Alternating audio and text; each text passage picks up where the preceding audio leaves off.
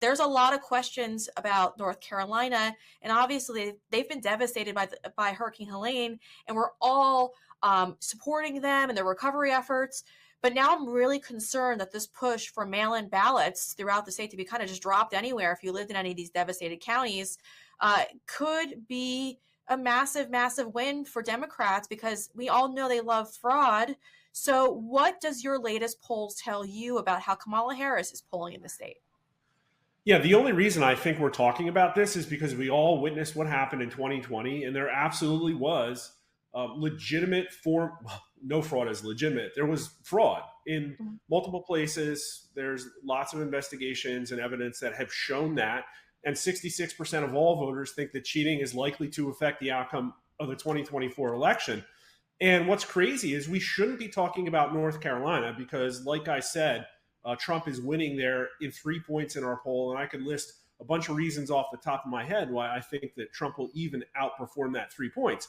But Trump is also winning Georgia pretty strongly. And there's a ton of reasons why North Carolina should be to the right of Georgia also. But just in the last day or two, the conversation changed. Now, a lot of stuff is going on in the media right now. It looks like a slow motion train wreck as what we predicted would happen plays out, which is the national mainstream media coming to grips with the fact that Kamala Harris is the underdog and does look like she's losing at this point. And this isn't some massive shift in the polls. The polls have said this for a month and they haven't really moved.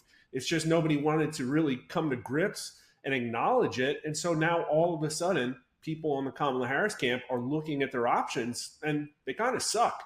The only two options they have are a path to electoral victory through Pennsylvania or North Carolina. And what's crazy is just all of a sudden in the last week or so, it looks like Pennsylvania is out of their grasp. The poly markets betting site, finally, the signal overcame the market manipulation, and that is now Trump 8 to 10 points. The polling has always been deadlocked in a tie, but that means that any at all leftward polling industry bias means that Kamala Harris loses Pennsylvania. And so now all of a sudden we're talking about North Carolina. And I can tell you the polling is less favorable for her in North Carolina than Pennsylvania for sure. But the only reason, again, we're talking about it is this hurricane. And you see the same kind of things play out. You see all of a sudden people jumping to rush through knee-jerk legislation to change the way that people vote.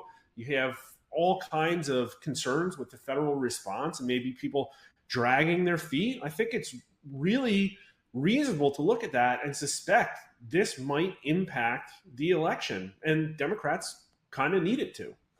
Yeah, and that's a scary part of all of this. I've been reporting on this since last week that the governor of North Carolina, Roy Cooper, he didn't want to authorize Title X.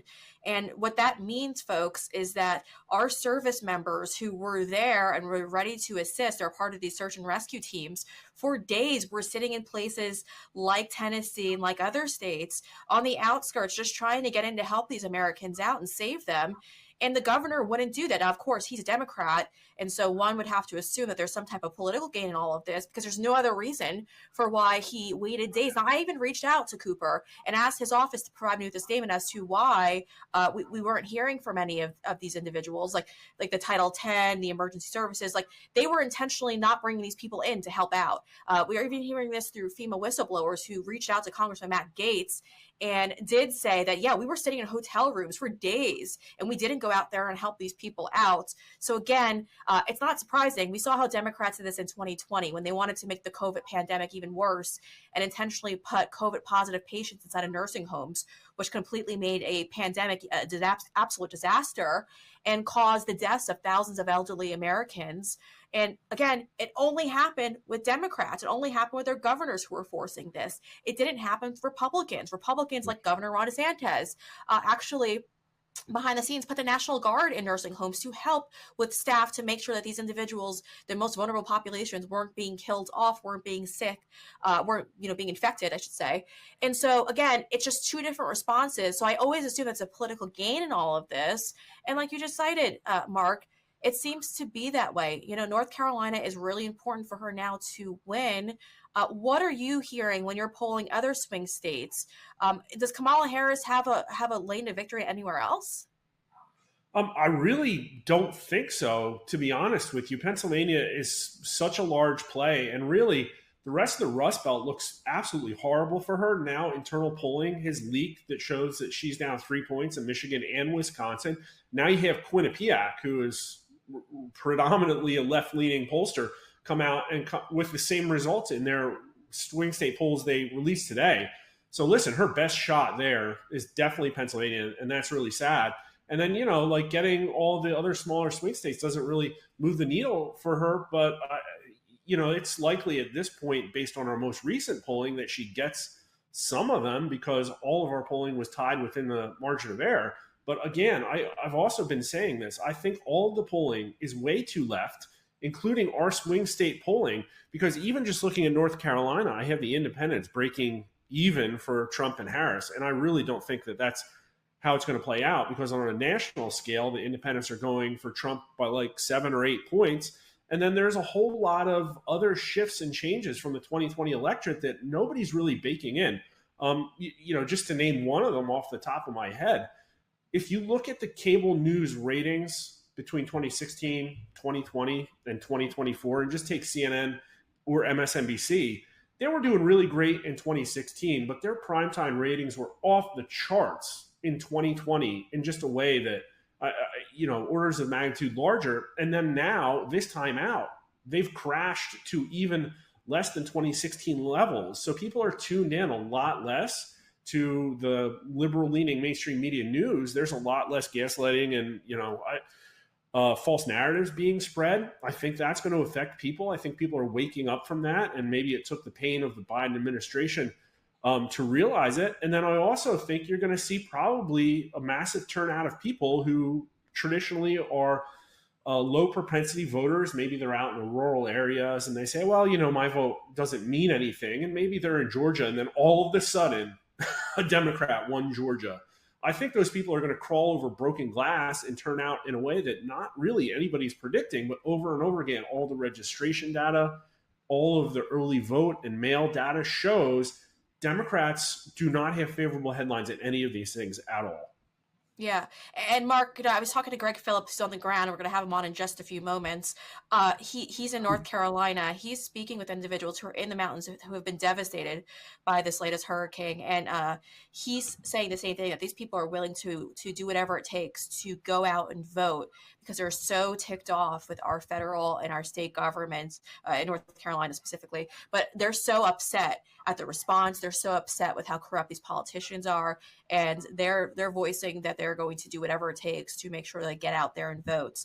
And that's what's really important. So, we're just thankful, we're hopeful, but we need to remind everyone, don't get too confident. You got to head out and vote. You got to vote in person. You got to vote. I always vote day of. If you can't do it, then I understand. But I always think day of in person is the best way to do it. So, Mark, thank you for joining us. I appreciate your time. And thank you for going through this important data with me, because the American people need to hear this. We need to understand what's going on in North Carolina and Pennsylvania and all these other states, because we can't trust these other pollsters, but we could trust you. So thank you. Yeah. Well, literally, cheating is the antithesis of a pollster. We want the will of the people to be reflected in the vote, and that's why we're doing our part. And literally today, we're going back into the field in North Carolina. We're going to see how Trump is doing now, because we need more post-hurricane data, to be honest, to get a bench line of where we're at. There is a case to be made that the horrible federal response is actually going to increase Trump support, so that needs to be put down on paper if that's the case. And we also have a question, I think, that will be very important to look back as we approach Election Day, which is whether people think it's okay for the vote count to take more than just election night eve. And it'll be interesting to see what North Carolina voters think about that. That's important, because that's what they did in 2020. And I also want to drive home another point. The governor in North Carolina put out a tweet, which I'm going to just assume is about me, going after those on X who are reporting things about how he's done a horrible job in response to all of this. And they're trying to brush it off as disinformation, my reporting.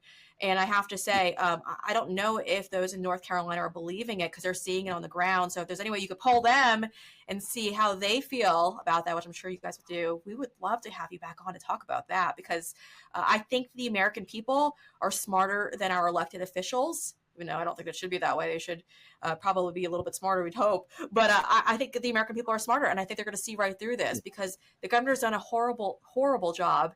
And just sitting here and pretending it's disinformation is gaslighting, and we know better. Yeah. And so I look forward We'll to the come vote. back to discuss it. We definitely have a question asking people in North Carolina to rate the federal response from FEMA. So that'll be interesting to look at for sure.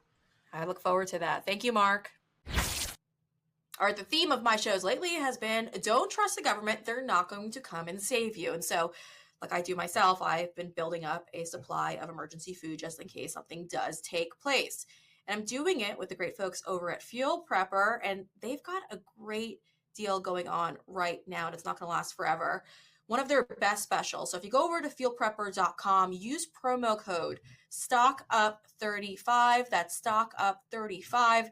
That's going to save you 35% off. Now, I've spoken with the owners of fuelprepper.com. They tell me that they're not even making any money off of this at this point, that this is just to get food, emergency food, in the hands of Americans, and that's why they're doing this with this promo code STOCKUP35. So head on over right now, take a look around. They have the best options for freeze-dried meats. It's the New York strip, it's the filet mignon, it's the top sirloin. Amazing, amazing products right now, 35% off with STOCKUP35. Again, folks, this isn't going to last forever. They want you to take advantage of this offer so that you guys could all have the most important protein on hand when anything does happen. So again, fuelprepper.com with promo code STOCKUP35.